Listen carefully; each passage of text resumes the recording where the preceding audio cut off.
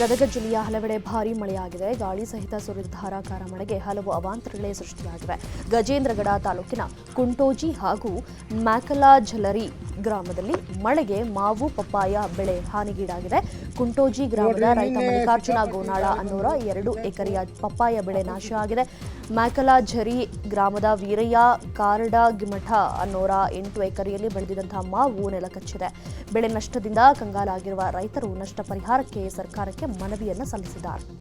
ನೋಡ್ರಿ, ನಿನ್ನೆ ಸಿಕ್ಕಾಪಟ್ಟಿ ಗಾಳಿ ಬಂದು ಈ ಟೈಪು ಅಪುಸಿದು ಬಿದ್ದುಬಿಟ್ಟದ ಎಲ್ಲ ಗಾಳಿಗೆ. ಇದನ್ನ ಏನು ಮಾಡ್ಬೇಕು? ರೈತರು ಎಲ್ಲಿ ಹೋಗಿ ತೊಳ್ಕೋಬೇಕು? ಈ ಟೈಪ್ ಆದ್ರೆ ಏನು ಮಾಡ್ಬೇಕು? ನಾವು ರೈತರಿಗೇನು ಇದನ್ನ ನೆಲೆನ ಇಲ್ಲ ಅಂತಂದ್ರೆ ಯಾವ ಟೈಪ್ ನಾವು ಜೀವನ ಮಾಡ್ಬೇಕು ಹೇಳಿ? ವರ್ಷಕ್ಕೊಮ್ಮೆ ಬರೋ ಕ್ರಾಪ್ ಇದು. ಈ ಟೈಪ್ ಒಮ್ಮೆ ಹೋತಂದ್ರೆ ನಾವು ಮತ್ತೆ 1 ವರ್ಷ ತಡಿಬೇಕು. ಬಹಳ ತ್ರಾಸಾಗಿದೆ. ಸರ್ಕಾರ ಯಾವ ಟೈಪ್ನು ಇದಕ್ಕೆ ನಮ್ಗೆ ಗಮನಿಸ್ತಾ ಇಲ್ಲ.